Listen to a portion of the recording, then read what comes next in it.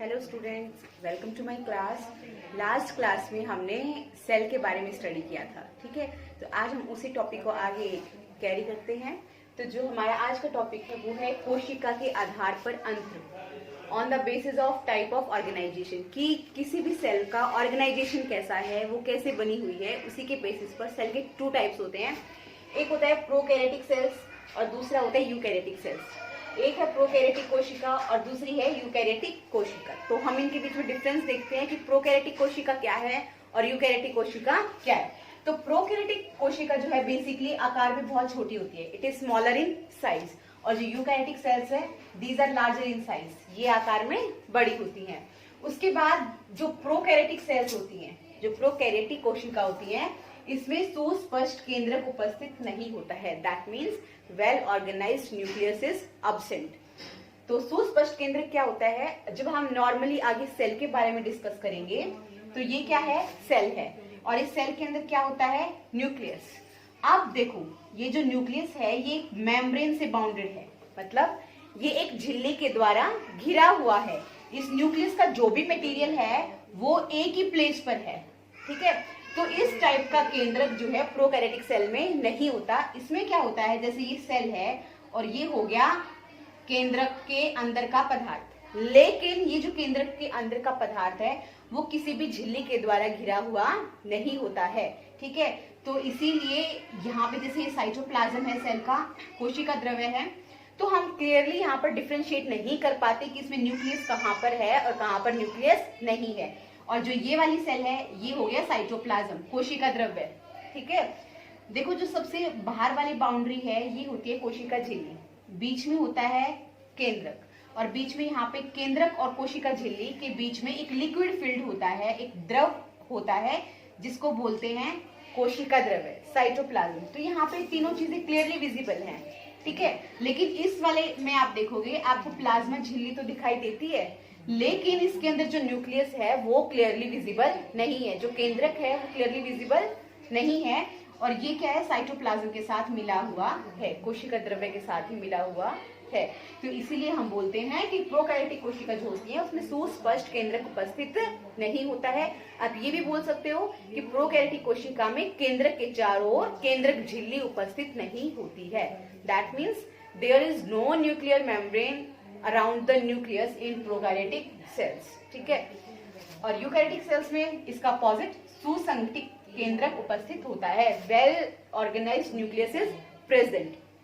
तो ये जो यहाँ पे मैंने सेल ड्रॉ की है, it is an example of eukaryotic cell and this cell is an example of prokaryotic cell. तो जहां पर आपको वेल ऑर्गेनाइज्ड न्यूक्लियस है, या जिस न्यूक्लियस की न्यूक्लियर मेम्ब्रेन है, जिस केंद्रक की केंद्रक झिल्ली होती है, वो आपकी कौन सी कोशिका होती है, यूकैरियोटिक कोशिका होती है, यूकैरियोटिक सेल्स होती है। उसके बाद इसमें केंद्रक के चारों केंद्रक झिल्ली नहीं होती है। उसके बाद ध्यान देना जो कोशिका है उसके अंदर छोटे छोटे और अंग होते हैं जो कोशिका के अलग अलग कार्य करते हैं, और उन छोटे छोटे अंगों को बोला जाता है कोशिकांग।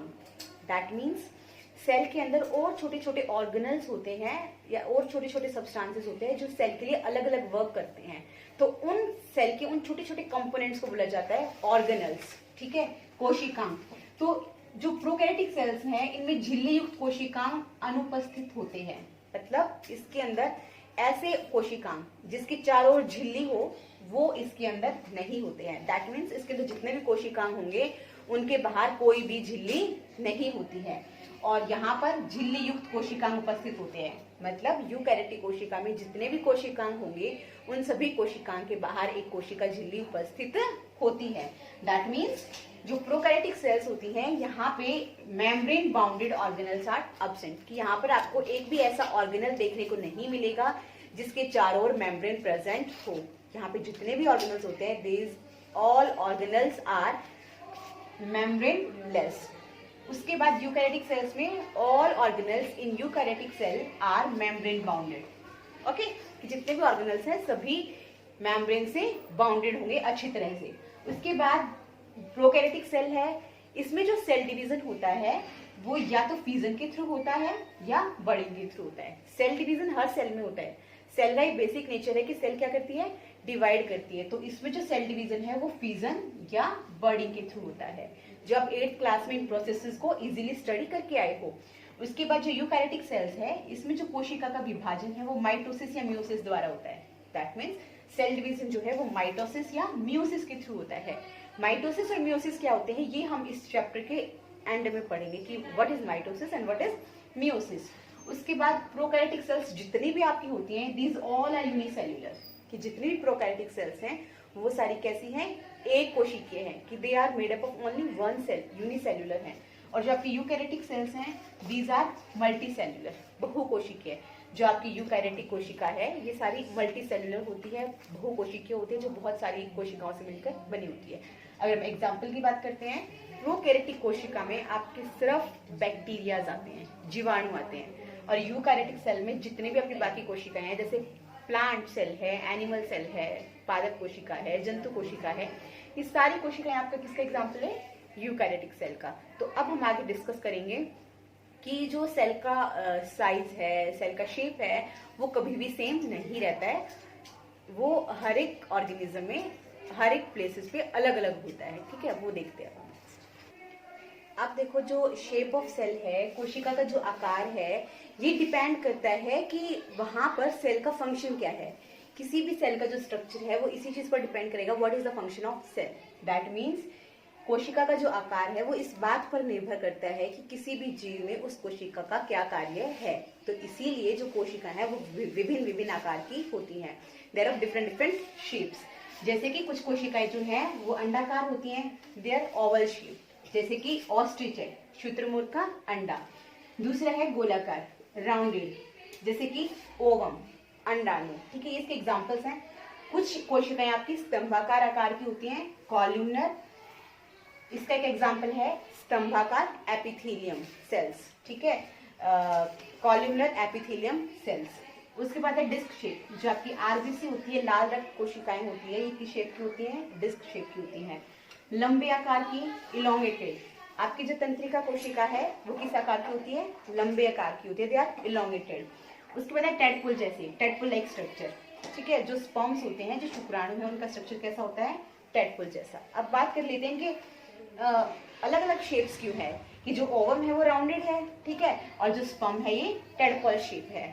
तो जो ओवम है वो राउंडेड इसीलिए है क्योंकि ओवम को अपने अंदर फूड स्टोर करना है, ताकि बाद में जो एम्ब्रियो डेवलप हो, डेवलपिंग एम्ब्रियो जो है वो डायरेक्टली मदर से अटैच नहीं हो पाता है, तो उसको फूड की जरूरत होती है। तो जो ओवम है इनिशियल स्टेज पर डेवलपिंग एम्ब्रियो को भोजन, फूड प्रोवाइड करता है। और ये चीज जो है आप 8th क्लास में पढ़ के आ चुके हो कि ओवम क्या होता है। उसके बाद बात करते हैं स्पर्म की। स्पर्म्स को क्या करना होता है, स्पर्म्स को स्विम करके ओवम के पास तक पहुंचना होता है, ताकि स्पर्म ओवम के साथ मैच हो जाए और वहां पर फर्टिलाइजेशन हो जाए, दोनों आपस में मिल जाएं, फर्टिलाइजेशन हो जाए और वहां पर लास्ट में एक बेबी की फॉर्मेशन हो जाए। तो स्पर्म्स को उसके पास पहुंचना होता है। पहुंचने के लिए तैरने की जरूरत है। अगर ये राउंड शेप में होगा तो स्विम नहीं कर पाएगा। तो उस स्विमिंग प्रोसेस के लिए जो स्पर्म्स है they are tadpole like structure, किसका एक हेड होता है और पीछे क्या होती है, एक टेल होती है। तो जो शुक्राणु है इनको तैरने की आवश्यकता होती है ताकि ये अंडाणु तक पहुंच सके। और जब शुक्राणु अंडाणु के पास पहुंचेगा तब क्या होता है, निषेचन। और निषेचन होने के बाद दोनों आपस में मिल जाते हैं और अंत में एक शिशु का निर्माण हो जाता है। तो ओवम राउंडेड, अंडाणु जो है वो गोलाकार क्यों होता है, क्योंकि उसको अपने अंदर भोजन एकत्रित करना होता है, ताकि अगर वहां पर निषेचन हो जाता है, कि जब ओवम और शुक्राणु अगर मिल जाता है, निषेचन हो जाएगा, तो उसके बाद जो शिशु, स्टार्टिंग में जो शिशु बनेगा उसको भोजन की जरूरत होगी। तो ओवम क्या करेगा, उसको भोजन प्रोवाइड करने का काम करेगा। अब बात कर लेते हैं नर्व सेल्स की। लंबी क्यों होती है, ये इलोंगेटेड इसलिए होती है क्योंकि इसको बॉडी में एक पॉइंट से दूसरे पॉइंट तक मैसेजेस को लेकर जाना होता है।